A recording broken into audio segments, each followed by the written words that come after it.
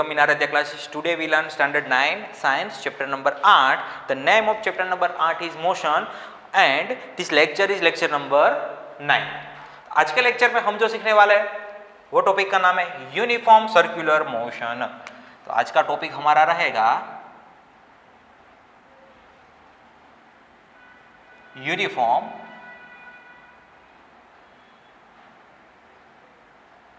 Circular motion. ये topic start करने से पहले फर्स्ट ऑफ ऑल हम स्टार्ट करेंगे वेलोसिटी.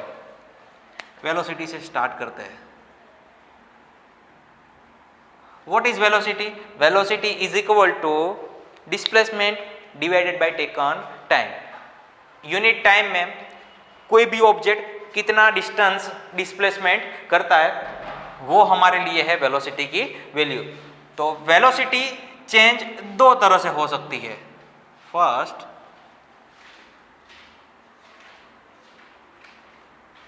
Change in value.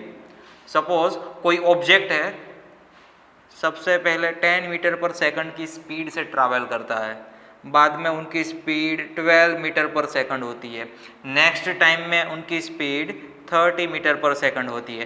तो ये क्या हुआ? वैल्यू में चेंज हुआ. वैल्यू में चेंज होने से वेलोसिटी चेंज होती है. दूसरा टाइप से चेंज इन डायरेक्शन. किसी भी ऑब्जेक्ट की डायरेक्शन चेंज होती है तो डायरेक्शन चेंज होने की वजह से भी हमारी वेलोसिटी चेंज होती है. तो आज के लेक्चर में डीपली हम जो बात करेंगे वो ये टॉपिक के रिलेटेड होगी. Change in direction and due to the change in direction velocity is change.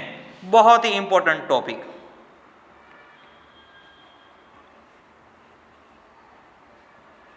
Velocity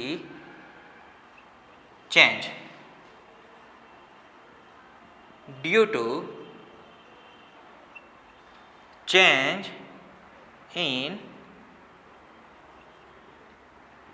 direction of object. अब हम वो मोशन देखेंगे जिसमें डायरेक्शन चेंज होती है. तो सपोज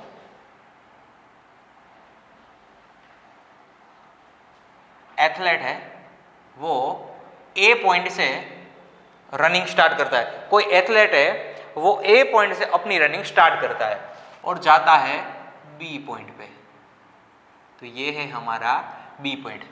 बाद में वो राइट साइड टर्न्स लेता है, मतलब कि पहली बार वो क्या करता है? टर्न्स लेता है और पहुंचता है सी पे. सी से वापस वो आता है डी पे और डी से वो टर्न होके वापस पहुंचता है ए पोजीशन पे. तो ये क्या हुआ हमारे लिए? रेक्टेंगल. तो जब एथलेट का पाथ रेक्टेंगल शेप में होगा तो रेक्टेंगल की साइड्स कितनी है? 4 साइड्स. कॉर्नर कितने हैं? 1 2 3 4 कॉर्नर. 4 कॉर्नर है, इसीलिए हम बोल सकते हैं चेंज इन डायरेक्शन 4 टाइम्स. तो हम लिख सकते हैं change in direction 4 times. Next बात करते हैं. अब हम साइड्स की जो नंबर है ना वो इंक्रीज करते हैं. हियर रेक्टेंगल था तो 4 साइड्स थी. अब हम हेक्सागोनल चूज करते हैं.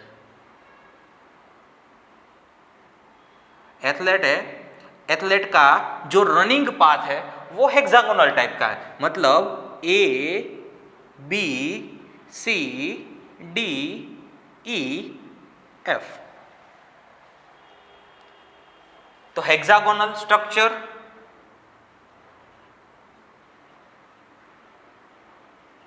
हेक्सागोनल पाथ है, कितनी साइड्स है? 6 स्ट्रेट साइड्स और 6 कॉर्नर. 6 साइड्स है और 6 कॉर्नर है। जब एथलेट हेक्सागोनल पाथ पे रन करता है तब एथलेट को 6 टाइम्स अपनी डायरेक्शन चेंज करनी होगी। तो हम लिख सकते हैं चेंज इन डायरेक्शन 6 टाइम्स। आगे बात करते हैं, हेक्सागोनल को हम बना देते हैं ऑक्टागोनल। हेक्सागोनल को हम बना देते हैं octagonal. Octagonal is equal to 8 sides, 8 straight sides और 8 कॉर्नर। ऑक्टागोनल पाथ है तो ऑक्टागोनल पाथ के पास 8 साइड्स होती है, 8 कॉर्नर्स होते हैं। तो 8 कॉर्नर से इसीलिए चेंज इन डायरेक्शन, एथलेट की चेंज कितनी बार चेंज होगी? 8 टाइम्स। तो यहां पे हम लिख सकते हैं change in direction, change in direction 8 times. मतलब हम नंबर ऑफ साइड्स इंक्रीज करते हैं तो नंबर ऑफ टर्न्स कितने होते हैं? इंक्रीज होते हैं। फिर से बता दो, number of sides increase, number of sides increase, number of corners increase, and due to the number of corner increase the change in direction of athletes continuously increase। मतलब कि जितनी हम साइड्स इंक्रीज करते हैं, जितने हम कॉर्नर इंक्रीज करते हैं, उसी हिसाब से एथलेट का जो टर्न्स होता है, एथलेट का जो चेंज इन डायरेक्शन होता है, ज्यादा से ज्यादा वो करना पड़ेगा। मतलब कि number of corner increase, number of change in direction increase. तो चलो अब हम ऑक्टागोनल से लेके नंबर ऑफ साइड्स बना देते हैं, इन्फिनिटी नंबर ऑफ साइड्स। ये टॉपिक बहुत ही इंपॉर्टेंट है, ये वाला पॉइंट है वो बहुत इंपॉर्टेंट है। Infinity number of sides is equal to infinity number of corners. Infinity number of sides और इन्फिनिटी मतलब क्या, हम काउंट भी नहीं कर सकते इतना ज्यादा। इन्फिनिटी नंबर ऑफ कॉर्नर, हम इन्फिनिटी नंबर ऑफ साइड्स और इन्फिनिटी नंबर ऑफ कॉर्नर्स को कैसे डिराइव कर सकते हैं? तो ये होगा हमारे लिए एक सर्कुलर सर्कल। तो ये सर्कल के पास क्या है? इन्फिनिटी नंबर ऑफ साइड्स है और इन्फिनिटी नंबर ऑफ कॉर्नर है। तो इन्फिनिटी नंबर ऑफ कॉर्नर है, तो जब हमारा एथलेट ये सर्कुलर पाथ पे जब मोशन करता है, जब रनिंग करता है, तो कंटिन्यूअसली क्या करना पड़ेगा? कंटिन्यूअसली डायरेक्शन चेंज करनी पड़ेगी। तो मैं लिख सकता हूं when athlete run among circular path, he would change its direction continuously.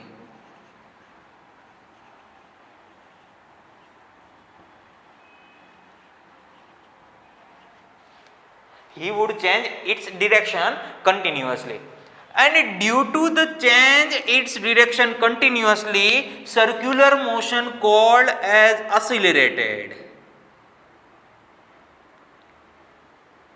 so that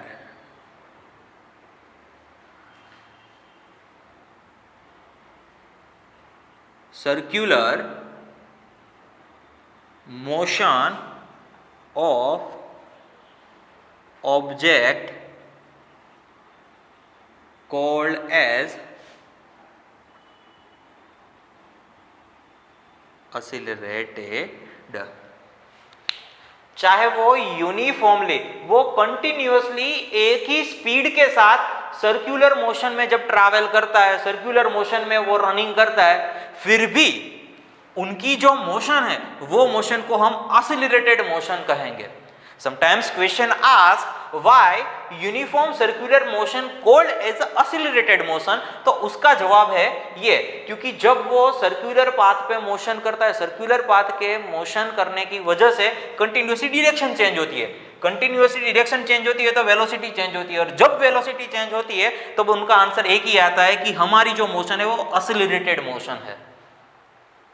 तो बच्चों अब समझ में आया होगा, जैसे नंबर ऑफ साइड्स इंक्रीज होते हैं, नंबर ऑफ साइड्स इंक्रीज होने की वजह से नंबर ऑफ कॉर्नर्स इंक्रीज होते हैं, और नंबर ऑफ कॉर्नर्स इंक्रीज होने की वजह से चेंज इन डायरेक्शन इंक्रीज होती है। एथलेट को कंटिन्यूअसली अपनी डायरेक्शन चेंज करनी होती है। जब हम इन्फिनिटी नंबर ऑफ साइड्स और इन्फिनिटी नंबर ऑफ कॉर्नर्स लगा देते हैं तो हमारा जो पाथ है वो बन जाता है एक वन टाइप ऑफ सर्कल। और सर्कुलर मोशन में जब एथलेट रन करता है तब कंटिन्यूअसली उसको क्या करना पड़ेगा, चेंज इन डायरेक्शन करनी पड़ेगी, कंटिन्यूअसली उनकी डायरेक्शन चेंज होगी। क्यों चेंज होगी? Because of in circle number of corners. जब इन्फिनिटी नंबर ऑफ कॉर्नर्स मर्ज होते हैं तब हमारा बनता है सर्कल। और सर्कल में कंटिन्यूअसली मूवमेंट करने के लिए क्या करना पड़ेगा, डायरेक्शन चेंज करनी पड़ेगी। हर सेकंड पे आपको उनकी डायरेक्शन वो चेंज मिलेगी, so that the circular motion of object called as accelerated। चलो कुछ एग्जांपल देखते हैं एक्सीलरेशन मोशन का।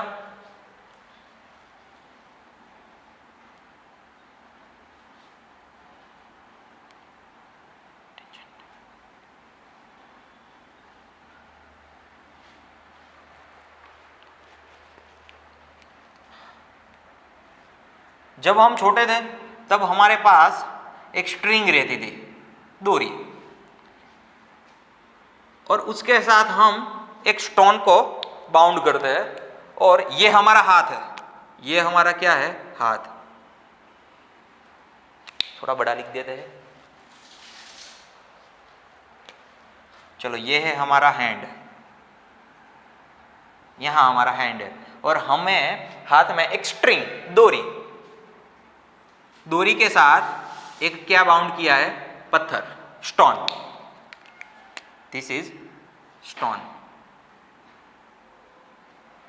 और स्टोन को हम यूनिफॉर्मली सर्कुलर मोशन कराते हैं, ऐसे फिर आता है, तो कैसे होगा उनकी मोशन,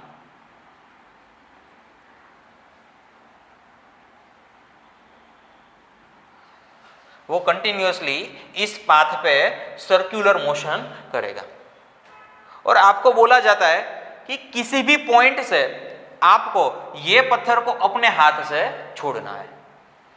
ये स्टोन है, ये पाथ पे वो कंटिन्यूअसली मूवमेंट करता है, और किसी भी पॉइंट पे आपको ये पत्थर को आपको क्या करना है, छोड़ देना है। सपोज आपका पत्थर यहां पहुंचता है और आप अपने हाथ से, ये आपकी स्ट्रिंग है, उनको छोड़ देते हैं, तो पत्थर कौन सी डायरेक्शन में जाएगा, तो पत्थर परफेक्ट ये डायरेक्शन में जाएगा। अगर आपका पत्थर इधर है और आप छोड़ देते हो, अगर आप मान लो कि आपका पत्थर ये पोजीशन पे है और आप छोड़ देते हो, तो ये पत्थर किस पोजीशन में जाएगा, ये डायरेक्शन में। अगर आपका पत्थर इधर है और आप छोड़ देते हो तो ये डायरेक्शन में जाएगा। आपका पत्थर इधर है, आपका स्टोन इधर है और आप छोड़ देते हो तो ये पत्थर कहां जाएगा, इधर। मतलब ये सर्कुलर पाथ के अकॉर्डिंग आप जो टेंजेंट बनाते हो आप, तो वो टेंजेंट की डायरेक्शन क्या होगी, ये हमारे स्टोन की डायरेक्शन होगी। Particular every point have a different direction. आप देख सकते हो every point have a different direction. Suppose मैं पत्थर को इधर से छोड़ता हूं तो मेरा पत्थर इधर जाएगा, इस पोजीशन से छोड़ता हूं तो मेरा पत्थर इधर जाएगा। मतलब ये है हमारा सर्कुलर पाथ, और सर्कुलर पाथ में हम किसी भी पॉइंट से पत्थर को छोड़ते हैं, स्टोन को अपने हाथ से छोड़ते हैं, तो वो कहां जाएगा, वो अपने पॉइंट से जो सर्कुलर पाथ का जो टेंजेंट बनता है उस डायरेक्शन में वो मोशन करेगा। मतलब कि number of corners have a number of direction, बराबर है। तो हम पत्थर को, हमारे स्टोन को किसी भी डायरेक्शन में भेज सकते हैं, किसी भी डायरेक्शन में छोड़ सकते हैं। तो ये थी सिर्फ यूनिफॉर्म सर्कुलर मोशन का कुछ एग्जाम्पल। और भी एग्जाम्पल देखे जाते हैं, जैसे हमारा फैन होता है। तो दोस्तों देखते हैं कुछ एग्जाम्पल। ये हमारी अर्थ है और अर्थ की ऑर्बिट में सैटेलाइट मूव्स करते हैं। जो ये सैटेलाइट है ना, ये सैटेलाइट कंटिन्यूअसली सर्कुलर मोशन में क्या करता है अर्थ से, ये है हमारा सैटेलाइट। ये अहमदाबाद का एरिया नहीं है, ये सैटेलाइट है। जो सैटेलाइट कंटिन्यूअसली क्या करता है अर्थ को मैं ई से डिनोट करता हूँ, तो ई के आसपास कंटिन्यूअसली मूव करते हैं, बराबर है। और एग्जांपल देख सकते हैं कि ये हमारा सन है, सन मतलब सूर्य, और ये हमारी अर्थ है, अर्थ मतलब ई। तो ई भी क्या करती है, सन के आसपास मूवमेंट करती है। चलो अब मून को मैं एम से डिनोट करता हूँ। मून चंद्र भी क्या करता है, हमारी जो पृथ्वी है ना उनके आसपास कंटिन्यूअसली सर्कुलर मोशन करता है। तो ये कुछ एग्जांपल थे कि जिसमें सर्कुलर मोशन देखी जाती है। हमारे फैन की जो ब्लेड होती है ना, suppose this is our fan, और ये फैन की ये 3 क्या है ब्लेड है, तो ये ब्लेड भी क्या करती है, कंटिन्यूअसली सर्कुलर मोशन करती है। तो ये कुछ एग्जांपल थे रिलेटेड विथ सर्कुलर मोशन। तो दोस्तों सर्कुलर मोशन को हम कैसे फाइंड आउट करते हैं? सर्कुलर मोशन में कोई भी ऑब्जेक्ट रनिंग करता है, कोई भी ऑब्जेक्ट मोशन करता है, तो सर्कुलर मोशन में जब किसी भी ऑब्जेक्ट को मोशन करते आप देखते हो और उनकी वेलोसिटी फाइंड आउट करनी है, तो आप इजीली फाइंड आउट कर सकते हो। Suppose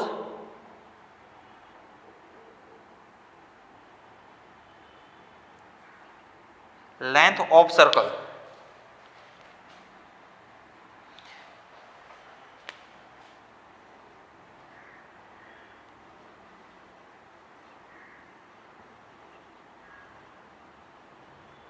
path length of circle, तो ये क्या है, सर्कल का पॉइंट जिसे हम O कहते हैं, और O से हम सर्कल के किसी भी पॉइंट से कनेक्ट करते हैं, तो ये बन जाती है हमारी रेडियस R। तो पाथ लेंथ ऑफ सर्कल मतलब ये एरिया कितना होता है, 2 पाई R, R है रेडियस, और टाइम, एक राउंड कंप्लीट करने में कितना टाइम होता है, तो टाइम को हम t से डिनोट करते हैं। तो टाइम हमारे लिए पाथ लेंथ हो गई 2 पाई r, टाइम हो गया t, तो हम इजीली फाइंड आउट कर सकते हैं velocity v is equal to 2 pi r is equal to t। यह फॉर्मूला आपको याद रखना है। जब हमारा कोई भी ऑब्जेक्ट सर्कुलर मोशन में मूवमेंट करता है, सर्कुलर मोशन में अपनी मोशन करता है, तब हम वेलोसिटी कैसे फाइंड आउट कर सकते हैं, v is equal to 2 pi r upon t से फाइंड आउट कर सकते हैं। तो दोस्तों यहाँ पे हम यूनिफॉर्म सर्कुलर मोशन का चैप्टर फिनिश करते हैं, लेक्चर फिनिश करते हैं। तो ये चैप्टर में हमने सबसे पहले देखा था कि types of motion, uniform motion, non uniform motion, what is origin, what is displacement, what is velocity, what is speed, what is average speed, what is average velocity. Next topic आता था acceleration, what is acceleration, change in velocity called as acceleration. Next हमने देखा कुछ graphical representation, जैसे velocity versus time का graph, displacement versus time का graph. तो वो सब ग्राफ थे, तो ग्राफ में से हमें कोई वैल्यू प्रोवाइड होती है, वो वैल्यू को हम कैसे यूटिलाइज करते हैं। बाद में हमने देखा कुछ मोशन के एग्जाम्पल, कुछ इक्वेशंस, इक्वेशन सोल्व किए, 3 इक्वेशन थे, तीनों इक्वेशन का हम यूज कैसे कर सकते हैं वो मैंने एग्जांपल के लेक्चर में दिखाया था। और जो लास्ट टॉपिक था आज का वो था यूनिफॉर्म सर्कुलर मोशन। एग्जाम में क्वेश्चन पूछा जाता है कि why uniform circular motion called as accelerated motion, तो मैंने आज के लेक्चर में वो आपको पूरा सिखाया है। और एक मार्क का क्वेश्चन पूछा जाता है कि जब कोई ऑब्जेक्ट सर्कुलर पाथ पे मोशन करता है तब हमें उनकी वेलोसिटी कैसे फाइंड आउट कर सकते हैं, कौन सा इक्वेशन का यूज करके हम वेलोसिटी फाइंड आउट कर सकते हैं। तो वो इक्वेशन है v is equal to 2 pi r upon t। ये इक्वेशन का आप यूज करके किसी भी सर्कुलर मोशन में कोई ऑब्जेक्ट मोशन करता है तो आप फाइंड आउट कर सकते हैं। तो दोस्तों मिलते हैं नए चैप्टर्स नंबर 14 में। Goodbye, thank you.